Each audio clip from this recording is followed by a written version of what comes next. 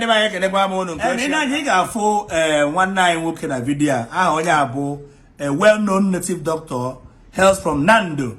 Afọ ya bụ Anụnụ Ebe na Nando.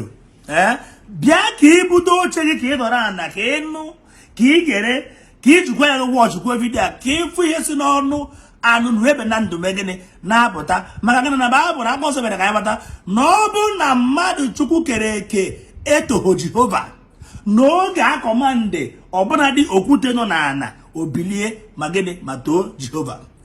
Now, onye agada be a popular way native doctor and ọ nọ na the Great Association of Native Doctor Practitioners nya ụmụ dibịa nya dibịa nke omenala wee kwuo ho ha na anyị nwa ama bụ oke nọ n'ụlọ gịnị ewu amụọ n'ọbụrụ na onwetaghị ike ịnọ hide their truth. That is why we bụ nsị na aka nwere original ndị na-practice omenala Igbo ndị chiri ọzọ and ọzọ ara aka ya n'ire aka gị n'ire n'ime atụ asị imekwa ụjọ kwude mmadụ ibe gị nyaba ahụ nebana na wee sị mba na ya nwa ebe omenala must practice omenala ọ na-akụzi wee endorse Ebuka Obi nke ugboro abụọ ụmụ mana omebere bifo ndị basị ụlọ chese class no class ebe o nwere ihe ọ fụrụ n'ime nwanne anyị nwoke bụ Prophet Chukwuanozie Obi Zion Ministry wee sị na nke a bụ gịnị nke anyị unu pụta n'igwe support ọ na-Ebuka Obi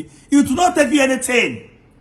O nwere ihe ọ ga-ete gị native doctor practitioner ejikọrọ n'aka ma all the Anambra State native doctors and beyond and in diaspora. O kwara agara nwanne ya nwoke bụ traditional nwoke dị nọ na Germany na practice omenala mana chere anya dị na Isuofia bịa ka ị nụrụ ihe ndị omenala jikọrọ aka wee kwado onye agada one of the secretary and spokesperson and mouthpiece of omenala and dibia practitioner southeast emedagere ha si aje ekwuo ka o mee Ebuka Obi endorse n'afa ndị native doctor niile ngwa watch the video nke ji gbogbo adọrọ m Igbo ekene m unu kedu ka unu melụ onye ụna n'ụlọ ya bụ chief doctor mmadụ abụ chief anyị Chukwu Igwe Anụnụ Ebe na Nando Anụnụ Ebe na Nando Anụnụ Ebe nke izizi na Nando mụ na akwa enwere ife m chọrọ ikwu n'ụbọchị taata anụnwa ịma na ndebe anyị ama m ife na-eme ndebe anyị na-avalụ ife anyị nwere Igbo enwewe eze enwere nnekwute great prophet enwere n'ala Igbo anyị rapụkwa na m bụ native doctor ịghọtago ebe m native doctor mana ana m akwụ n'eziokwu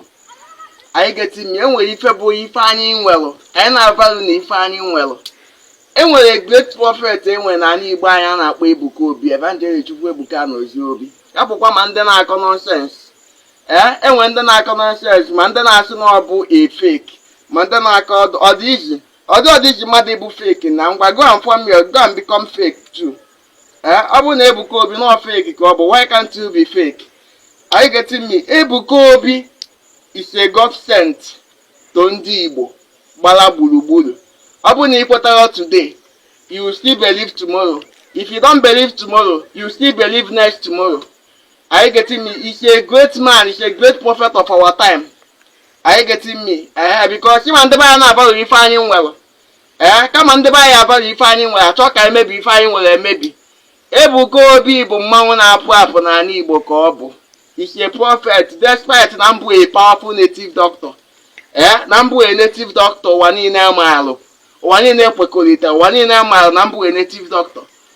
Mpụzia Ebuka Obi ka ọ na-eme ọfụma ma ife ọ na-eme mbịa ngaghị eti ya ọ bụrụ na ị chọrọ ebe anyị agwa gị eziokwu n'ụka debe na nke Ebuka Obi abịatara ndị na-ekwu eziokwu n'ọdịnala ife agba n'aka ejighị igogbe enyi ya ma ọ bụrụ si uche m Igbo bụ Igbo ka anyị na-akwụ unu n'eziokwu Igbo enwere eze mana ọchị na-eme eze ewetago maka na bụ Ebuka Obi anyị na-ego m anya afọ ọrụ ebube ọ na-alụ ife ọ na-eme n'ala Igbo nwesị ka m kwupụrụ ya maka na ọ na-abụ eto dike na nke o mere onwe ike eme ọzọ onwe na-asị Evangelist Ebuka Obi jide ka iji onye asị ya jide ka o ji ma na ọ na-eme ọfụma mana onye asị anya arụ aka o ji ma na ife ọ na-eme adịghị mma ịma na some people ndị otu anyị some people ya abịa na a na-asị oke na Ebuka Obi ego one ka Ebuka Obi ya akwụ m mba I stand on truth.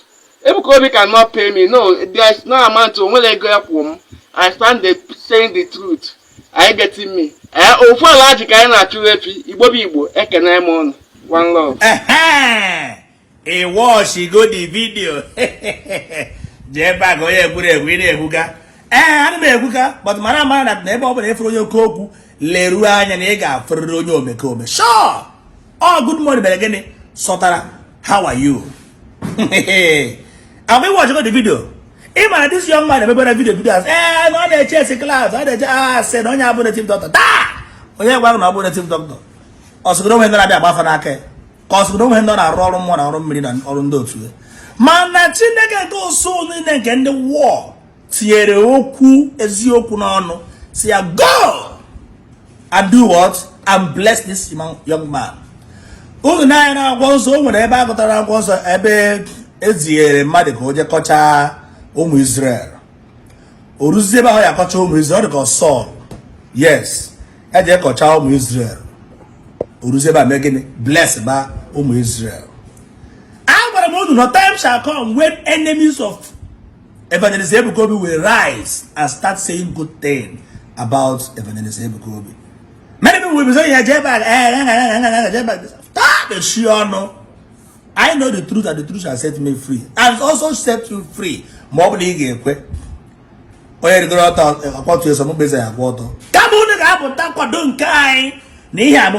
This is our own.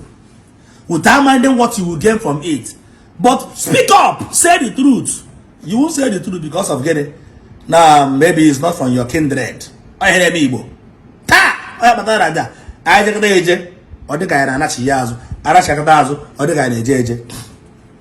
Ofu Abuka Kai Jiaka. Support him, you say no. Esodo Ebuka Obi. Esodo Ebuku, Esodo Ranta, get the government, or say Brick and Brick. I don't know, okay, Buka Beta, I have a first fruit, I have a tight, I have a banker. Oh, when you had a Kabatikate or Kabakade. No! You have never come to Evangelist Ebuka Obi feel no form. Oh no, who have been there? Ejegomfo can lele man the Ezo go and I ticket nothing like card. All this in Sinin Ejegundoka wayo, Ndoka Jegundeman wayo, Nehe, Odaha and ego, wherefore, on him first fruit, and a banker. I don't know. Oh, signal be over here. I don't know. Over here, I don't know. Signal be, but willingly. Manuni afieni na ana we buko gawata una anu here anu nwebe kuru anu nwebe bu one of the mouthpiece native doctor, all southeast native doctor practitioners kwekọrịta go wee sigini anu nwebe anando je kwuchitere anya ọnụ anyị je kwuo na idekwu on behalf of native doctor na gịnị mere that na ana endorse Ebuka Obi bataba ani Igbo bịa me gịnị wetara anya development ahụ mere na I got you every small London. Call the good one because no cook had never come with it. But this na me kubono him. Mara go American, Iggy Wono. There.